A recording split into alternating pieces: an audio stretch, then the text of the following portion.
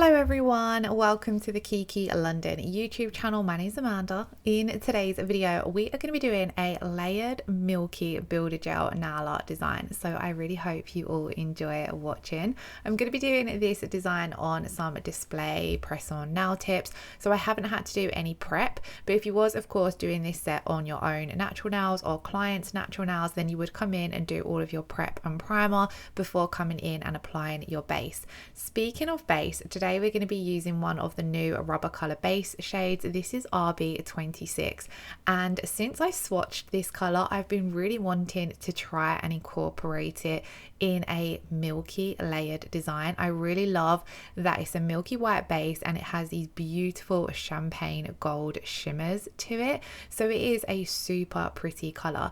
Now if I was to do this design again, I think I would do 2 coats of this.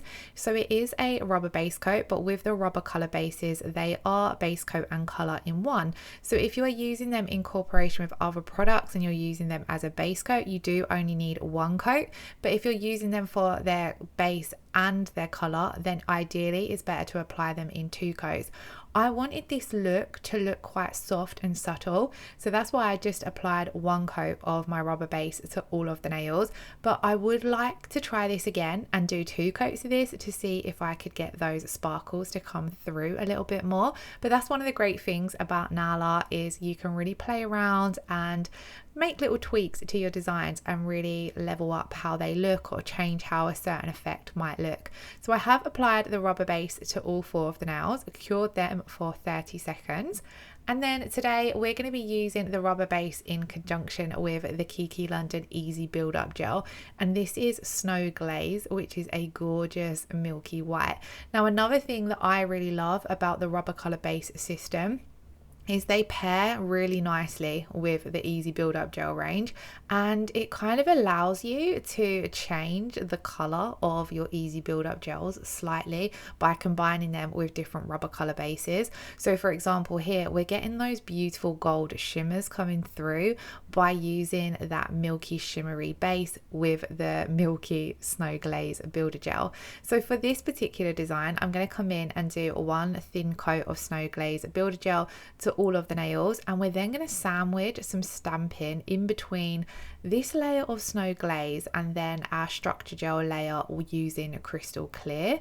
So I'm going to come in and just apply a thin coat of Snow Glaze to all of the nails. So for example, if we was doing this on a client, we wouldn't be adding too much strength or structure at this point, because we would add our strength and structure when it comes in with our encapsulation layer, just because of the type of design we're doing. If you wanted to, you definitely could build this layer up a little bit thicker, but I was keeping it more on the thin side because I still want to be able to see those milky shimmers coming through from our rubber color base. So as you can see, it softened them slightly, but I really love the effect it gives off. I think these would be a beautiful pairing for a subtle bridal design. You wouldn't even have to put any nail art over the top, just rubber base, Snow Glaze and a top coat I think would look beautiful. So because I am going to be stamping over the top of these, I'm going to come in with an alcohol wipe, and after curing that first coat of builder gel, I'm going to wipe away the tacky inhibition layer. The Easy Build Up Gel does leave behind quite a slippery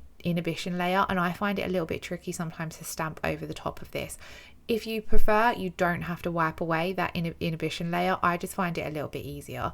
So on to our stamping, I'm going to use white stamping polish because I wanted this whole look to look quite soft. And then because we're going to encapsulate and build up our encapsulation layer with crystal clear builder gel, it's going to kind of give the stamping a little bit of a 3D layered look. So on all of these nails, I'm going to come in and do some marble stamping. If you didn't want to do this with stamping, you definitely could easily create your marble design using blooming gel and gel polish, but I decided to give it a go with stamping to help, just for fun really actually, and to help bring that 3D element into play. So as you can see, I've stamped down my first marble image, and although it's white stamping polish over a white base, because that white base is nice and soft soft and milky, the stamping polish is still going to pop. It's not designed for this look to really pop, but it pops enough that you can still see it, if that makes sense. Of course, you don't have to do this milky look with it. You could go in with a different color stamping polish. I think this design would look really nice with, say, a gold or a silver, but I wanted to keep with those milky vibes. So we're going to go through and apply a stamped marble design to all of the nails. I tried to use different ones just so that the nails didn't look all exactly the same. Now, when it comes to stamping, I love stamping over a gel base, because if you make any mistakes with your stamping polish, so for example here, if I stamped this down and I made a mistake or I didn't like it, you very easily can wipe it off with some alcohol, and where you're working on top of a cured gel base, it's not going to remove any of your gel underneath.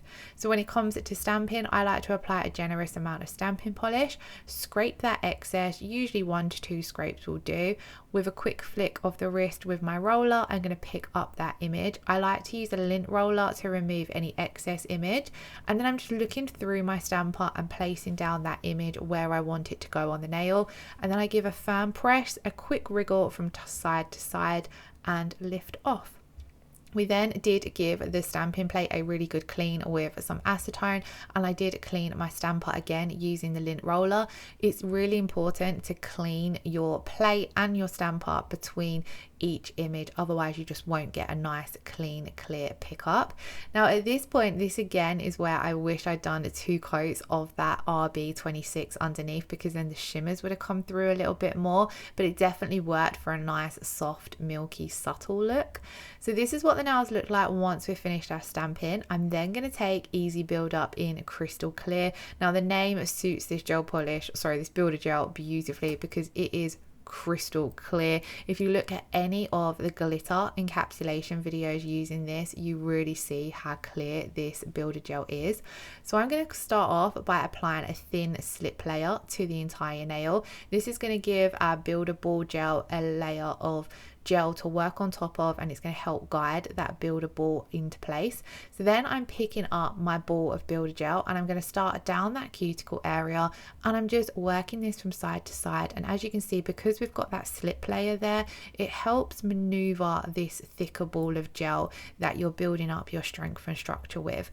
So here we're going to want to build up our apex, so we're working predominantly in that back third to begin with to build up our apex, and then I'm walking that ball of gel down towards the tip of the nail. I didn't pick very much up on that first ball, so I did come in with a second ball of gel, and I'm just going to walk this down to the tip of the nail, just using a very gentle side to side rolling motion. I'm not actually using a brushing motion at this point. And then at any point, if you feel like you need to add a little bit more gel, so I felt as though my side walls were a little bit thin, I'm just going to gently run that brush along those side walls. You'll see on some of the nails I feel as though I need a little bit more gel down the spine of the nail, so I run my brush down the center part of the nail. I then, especially when working on tips, like to hold the nail upside down for a few seconds just to help that product self level. When you're working on yourself, you're able, or a client even, you're able to maneuver the nail into a more natural position. So I usually would have my fingernail pointing downwards. This allows you to control gravity a little bit and control where that product's going to go. But when you're working on tips, sometimes it can be a little bit different, so just flipping the nail upside down just helps pull that gel into the center of the nail. And then again, the same does go if you're doing this technique on your own hands or a client's hands. You can get them to hold their hand upside down to help the product self level. It does have a beautiful consistency, the Easy Build Up range, so I find it very simple to use because of how easily it does self level. So if you happen to apply it a little bit too thick in one area, you can kind of manipulate it into place by positioning the nail upside down or pointing the finger downwards, for example. In the warmer weather, I'm currently doing this set of nails and it's I think 27 degrees. The consistency is going to feel a little bit more runny than what it feels like when it's really cold. So sometimes that's something to bear in mind when you are working with your products. I do actually find it a little bit trickier to work with when it's warmer, but that's just something we have to deal with. Luckily, we don't get too hot weather too often in the UK. But as you can see, we're just going through doing the same on all of the nails. And at this point as well, you want to be checking the nail from all angles to make sure that you've got no lumps or bumps in your application. Everything's nice and smooth and even. For example, here I looked at the nail from one side and I could see there was just a slight dip, so I'm coming in and just gently maneuvering that gel by adding a little bit more where it needs to be.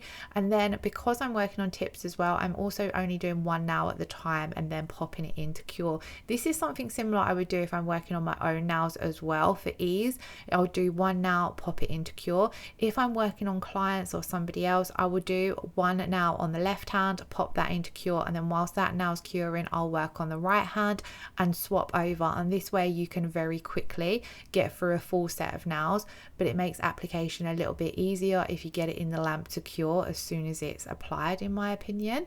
The easy build up gel does require a 60-second cure, so each time I'm curing it, I am curing for a full 60 seconds.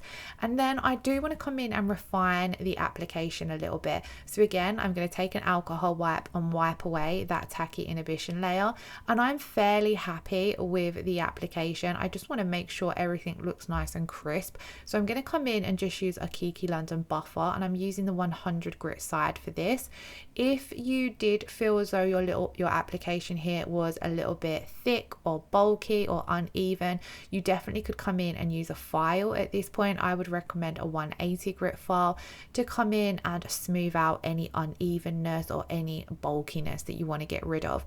Because I don't feel as though the nail is bulky, I'm just coming over with a buffer, but I am going to use the 180 grit side of my Kiki London file to neaten up the shape, because obviously we're working on a tip and it's got a nice sharp crisp shape to begin with, but when you're adding on your gel products, you're going to lose that crisp sharp shape. So it's nice to come in at the end with your file and bring that back. And then I always like to finish off by using the 180 grit side of the buffer to smooth everything out.